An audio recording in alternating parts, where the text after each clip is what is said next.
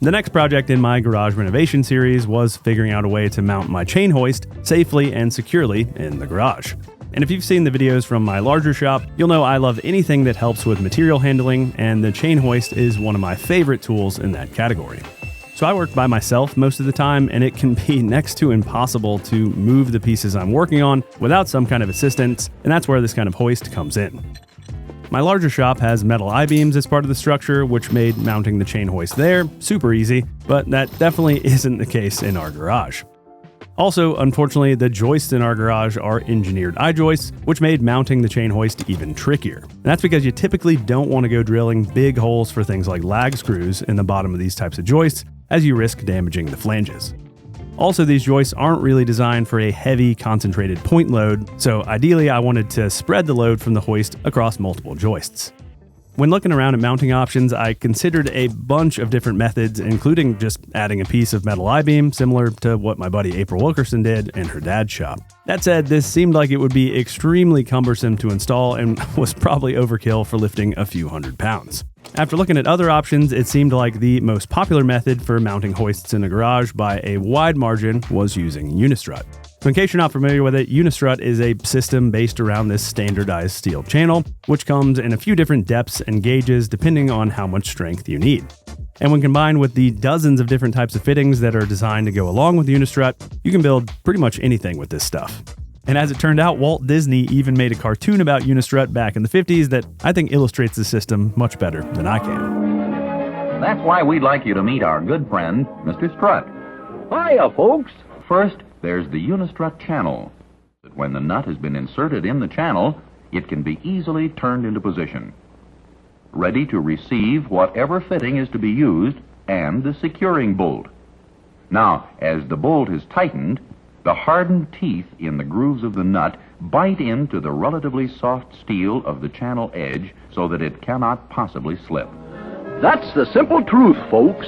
Millions of feet are being used all the time, all over the world, saving people time and money.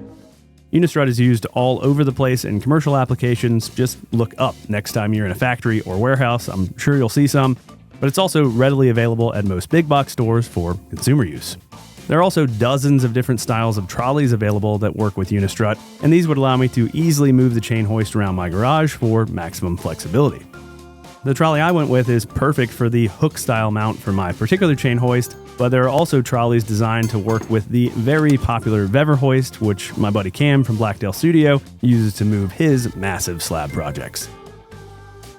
I bought the strut I needed to install 4 total rows spanning the 20-foot width of the garage, plus some 2x6s which I use to help spread the load between the joists and to avoid having to drill large holes directly into the joist flanges. To install the first row, I first set up a line laser where I wanted the edge of the 2x6, which would be running perpendicular to the joists, and then I marked the joist locations using a stud finder. Thankfully, my dad came by to help me mount this stuff, since mounting pieces this long by yourself is pretty miserable. To mount the 2x6s to the joist, we use 3 3-inch screws at each joist, and I use these GRK R4 screws since they have great holding power in this softer dimensional lumber. After adding the longer 2x6, we added some smaller pieces of blocking at 2 foot on center increments, and these pieces spaced the Unistrut a little further from the ceiling so any cross members would clear the shop lights. Speaking of which, if I had the idea to do this Unistrut project before adding my lights, I definitely would have just mounted the lights directly to the strut, since it would have really simplified things.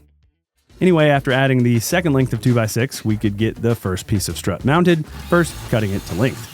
I cut my strut with a portaband, but you could also use a hacksaw, a reciprocating saw with a metal cutting blade, or an angle grinder. Next, we can mount the first piece of strut centered on the 2x6, starting about 6 inches from the wall. And I used 5/16 inch by 3 1/8 inch GRK lag screws to mount the majority of the strut, and I figured the lower profile head would easily clear the trolley.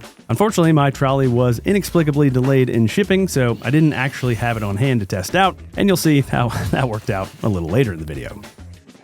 These pieces of strut come in standard lengths of 10 feet, meaning I'd need 2 lengths for each row. And since the area where the 2 pieces butted up would be theoretically weaker, I decided to cut the first piece in each row in half, so the full 10-foot long piece would be centered in the garage, giving me maximum strength where I'd be using the hoist the most. With the first row done, we could repeat the process for the next row, again setting up a line laser to set the position. This time though, we needed to work around those shop lights, and that meant cutting the 2x6s to fit around the MC cable. This was simple enough though, since I got this mobile miter saw set up for these kinds of projects, and we were able to tie the pieces together so the load would still be spread across multiple joists. After getting the 2x6s mounted, we repeated the process to mount the strut, which again went super quick with those GRK screws since they don't require any pre-drilling. We repeated the same process for the third and fourth rows, and again, big thanks to my dad for helping out here because I don't know how I would have done this work by myself. A few days later, my trolleys finally showed up and I was super excited to test them out, only to find out there was an issue. No. That is my nightmare right there. So this is why I hate installing any sort of hardware before I have all of the pieces on hand, because when I look at these two different options for attaching this Unistrut, you've got the GRK screw and you've got your more standard hex head lag screw. You would think, at least to me, that the GRK would be more likely to clear because it has a lower profile head. But if we take our trolley and run it over here, as you can see, the gap between the bearings is where most of the clearance is, and as it turns out, this GRK screw is just slightly too wide. And so what I'm gonna need to do is go swap out all of the GRK screws on the sections where I'm gonna be using the trolley with these lag screws. And it's not a huge deal, it'll probably only take 15-20 minutes, but it's just annoying and something that could have been avoided if this trolley had gotten here on time.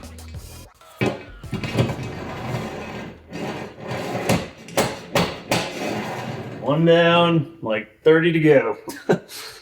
Thankfully, swapping these screws wasn't a huge deal, although I did need to pre-drill the holes for the new 3/8" lag screws.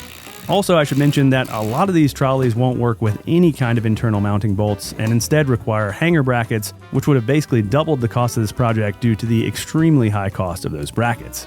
So just make sure to do your research and check whether your particular trolley will work with internal mounting bolts. I also added a simple stop at each end of the central length of Unistrut to keep the trolley from going where I didn't want it to, and this was as simple as adding a few washers to one of the GRK screws. And with that done, it was finally time to test the chain hoist. All right, so now I can get this chain hoist mounted to the trolley and test it out. And the cool thing about this particular hoist is you can run it inverted. That way I can just hang the thing without having to lift the whole chain hoist, which is I think like 80 pounds or something like that. So it's a lot easier just to hook the chain on and then lift the hoist with the remote. And obviously, since I'm still testing this out, I'm gonna stand well clear of the hoist and the trolley in case anything fails. I don't wanna be right underneath this thing.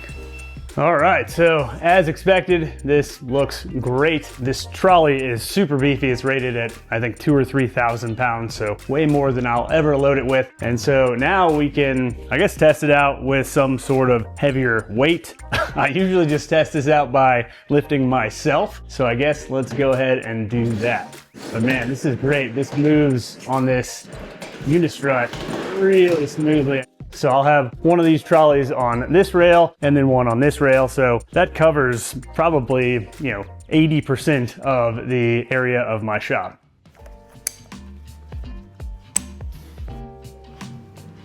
I guess let's go up. All right, so that's as high as it goes. That is definitely having no issues supporting me. So I think this is a huge success. Let's go back down.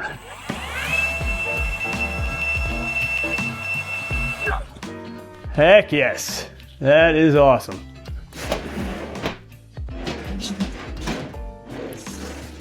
Man, that's awesome. And of course, after making sure it worked with me, my kids wanted to try it out too.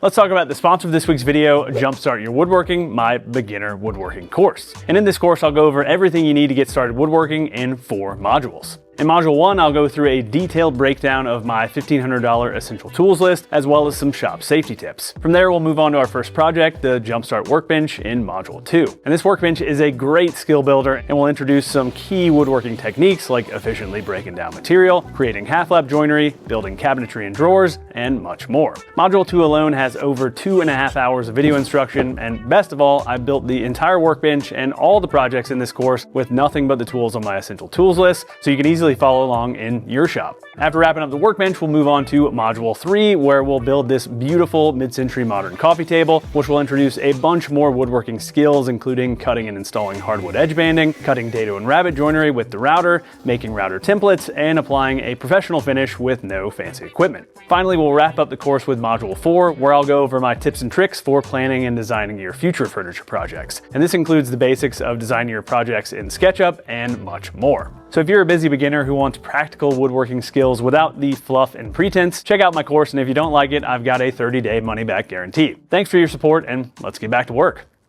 So using the Unistrut to mount the chain hoist was obviously a major success, but that was only the tip of the iceberg for how I plan to use this system in the garage. All right, so let's take a look at some of the different ways for attaching things to Unistrut, because there are a ton of options out there, and one very common and popular piece of hardware to hang things from Unistrut is to use threaded rod or all thread, because you can cut this to whatever length you need. When you're cutting this stuff, it really helps to go ahead and pre-thread on a nut ahead of the end you're gonna be cutting, so that way, after you cut it, if that end is a little bit ragged, it could be hard to get a nut back on there, but if you thread the nut that you already had on there off, that will help to kind of reshape that thread to make it a little easier. And then you can attach it to the Unistrut in a few different ways. So these are called square washers. In one configuration, create kind of a sandwich. So you can feed your threaded rod through the square washer, drop it on top, throw another square washer down here, and then throw on a hex nut. And so then you could just snug that down, and then to attach whatever thing you need to hang from the all thread, you could throw on another nut and some kind of washer. Another very popular piece of hardware are these little slip-in nuts. This particular one is called a cone nut because it has this plastic cone on it. And so the cool thing about this is that you can put it in kind of anywhere along the Unistrut, and then you just turn it. And so that locks it into place, but you can still slide it back and forth to adjust your positioning. We could take another length of all thread, throw a square washer on there, and then we can thread the all thread into the cone nut. And this is 3/8 inch all thread. You can use different sizes for the stuff I'm hanging. None of it is super duper heavy, but this is two examples of how you could use all thread to hang stuff. So another realization I made when I was looking around my shop for stuff that could hang from this Unistrut was that Rockler has a system that actually works perfectly with Unistrut. So their system is based around this plastic track that they sell, and so that's great for hanging lighter duty stuff. I used it to hang the dust collection hose above my CNC, but as it so happens, all of the components they have for their plastic system work perfectly with regular old Unistrut. So this is one of their little trolleys here. This is a different version of the trolley that has a kind of plastic locking component, so you can move something into place and then lock it down so it doesn't move around. They sell extension rods, so depending on how high you need to mount whatever you're mounting, you could add sections of these extensions. We could thread on some of the different accessories. So as you can see, this would be a really cool system if you needed to move around your dust collection hose. It'd be great for hanging hose above where your workbench is, so you could get your hose up and out of the way, kind of like a boom arm. So I also want to be able to hang my 6-inch dust collection ductwork from the Unistrut. And when I was looking around, there were a few different types of hangers. And you know, when you're shopping online for some of these things, it can be hard to gauge the scale. And so I ended up ordering these guys to hang my dust collection ductwork. And I'm pretty sure I could hang my truck from these. This thing is insanely overkill for hanging some thin-walled sheet metal ductwork, but you know, it'll work. They were only 10 bucks a piece. Again, these have a hole in the top, so I can hang them with all thread and then thread on our nut. And I could throw another nut and washer on the other side here, and as you can see, I could then lock this ductwork in place and it is not gonna go anywhere. So again, that is the cool part of this Unistrut system. It's kind of like a Rector set for grown-ups. You can pretty much figure out a way to mount anything. I know I'm gonna be using this system to mount my hanging shop air filter, some acoustic panels I have. I'll probably throw an air hose reel and extension cord reel up on the ceiling, but it's gonna be great to be able to mount stuff kind of anywhere on the ceiling here in this garage without having to deal with finding my joists again. I can just kind of put it wherever, and it allows me a lot of flexibility to change things up in the future if I need to. You can also mount pretty much any kind of pipe or tubing to Unistrut using these pipe clamps, and I decided to mount a length of black pipe I had lying around to act as an overhead camera and video light mount. The pipe clamps just slipped onto the strut, and after adjusting the positioning, I tightened down the clamps to lock the pipe in place. Yep, whole 200 pounds. And pipe is perfect for this style of super clamp, which is used all over the place in camera gear, and I'll be able to change the positioning of the light or camera in a few seconds with this magic arm. And I can also mount this directly to the strut if I want it in a different area of the garage. I also mounted one of my video lights using the same style of super clamp, and this had the added bonus of being able to run the cord along the ceiling, so I'm not constantly tripping over it. The next thing I wanted to get mounted were some acoustic panels, which I have a build video on, and these are great for reducing echo and noise in a shop environment. To mount these, I used what's called a trapeze, which is just a shorter section of strut suspended by threaded rod.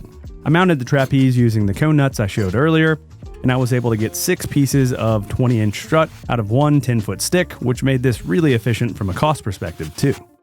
And typically mounting this kind of thing by yourself would be super awkward. This thing is 17 inches wide by 8 feet long, but as you can see, I was able to slide one end into place, then loosen the other trapeze to mount the other end. And the best part is, by using this kind of trapeze setup, I have another section of strut below the acoustic panel, so I can mount something else there. One other thing you might want to consider if you're working with a lot of this all thread is you might want to look at a set of sockets with a pass-through, and that is because once you start threading on these nuts, a typical socket is going to bottom out. Like, you'll only be able to tighten it to a certain depth, but on these socket sets with a pass-through, they have a hole all the way through them. So I can tighten this hex nut even though it's multiple inches into the socket, and it'll go all the way through the other end. So even if it was a foot or two onto the all thread, I could still tighten it all the way down. And this particular set is made by Klein, but this is a really nice ratchet set, and I would recommend it kind of regardless, but especially if you're going to be working with a lot of this strut.